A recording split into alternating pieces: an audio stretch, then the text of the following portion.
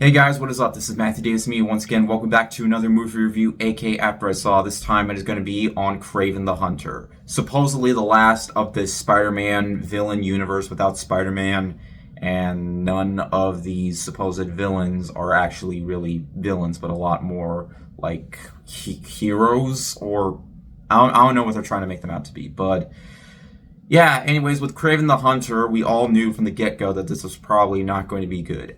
And, well, I'm going to get more into that in just a minute. But, of course, Kraven the Hunter is the origin story of Kraven the Hunter, where we learned his backstory of how he gained his powers, and he abandons his family and lives out in the forest, and, of course, has to go up against a main baddie known as Rhino. That's all that I really need to talk about in terms of the story, because right off the bat, when the trailer dropped, everybody hated it. Everybody knew that it was probably not going to be good, judging from the trailer alone, and, of course, people... Even the creators, I think themselves, kind of knew it. But, they were desperate for people to go out and see the movie, and the movie only made 11 million opening weekend.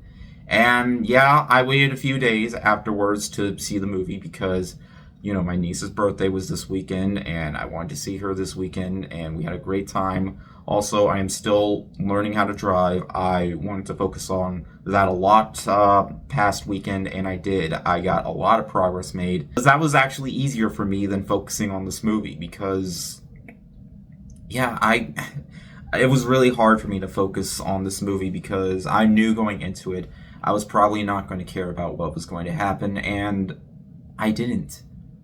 Because I'm not really familiar with all these Spider-Man villains. I didn't hear about any of these villains until these movies got made. Like, I didn't know who Morbius was or Madam Web was. Because when it comes to this whole universe that they're trying to make here without Spider-Man, it just begs the question, because each of these movies has gotten worse. It just begs the question, why are they even bothering to make them? Well, they have announced that this was going to be the last of those movies, and if that's so, then... whatever, let's move on. I will say this is a little bit better than Madam Web and Morbius. Just a little bit. I mean, unlike those movies, this film is R-rated, making the action sequences a little bit more entertaining, which I will admit there were a couple of action sequences that I thought were pretty cool.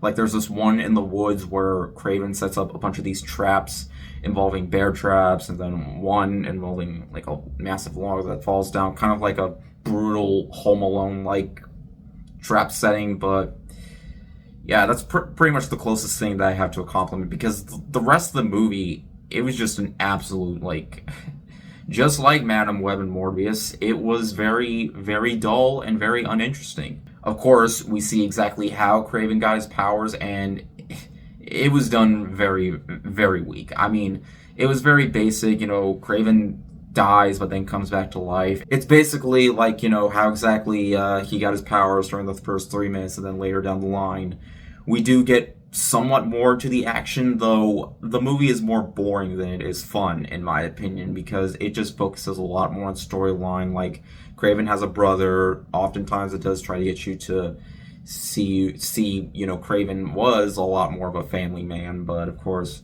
Russell Crowe plays his father with a Russian accent, and it just...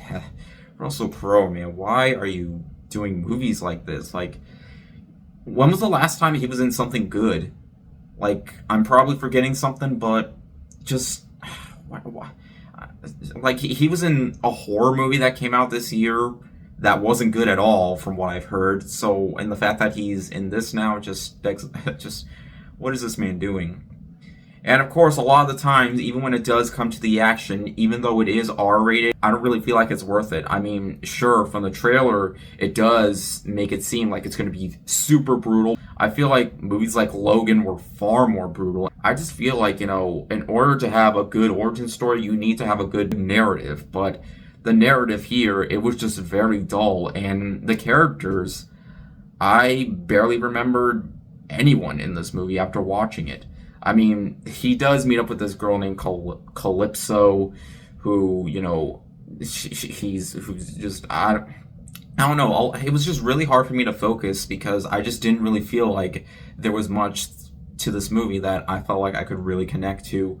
And just trying to, it was just really hard for me trying to focus on what was going on, because I knew, I was more focused on my plans for Christmas, because it's a little complicated. We don't even know what we're fully doing for Christmas. I was way more focused on, other things going on in my head rather than what was going on the screen. So, in other words, I could have just stayed home because, I almost didn't really want to go see this movie because I knew, I'm not really like a big YouTuber, so I don't feel like anybody would care if I missed out on the movie, but I did it just to tell people that I did go to see the movie, and I did see the movie, and well, is there any more stuff about this movie that I could say was good or not so bad? Well,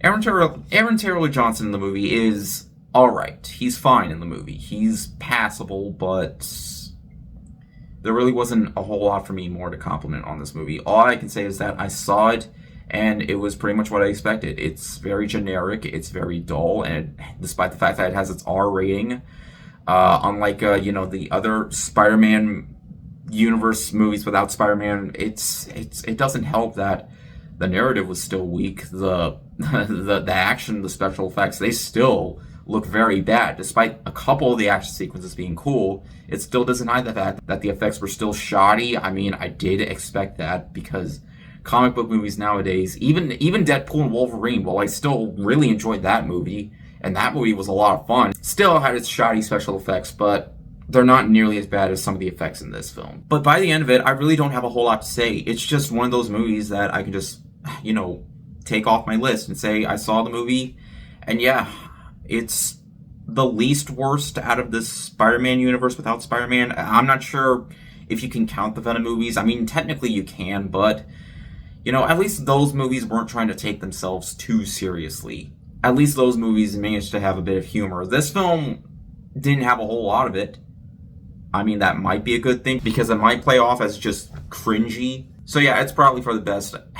The movie's painfully dull, and it is very generic when it comes to its plot, but at least it had those action sequences. But in the end, guys, Kraven the Hunter, you knew right off the bat that was probably not going to be good, judging from the trailer alone.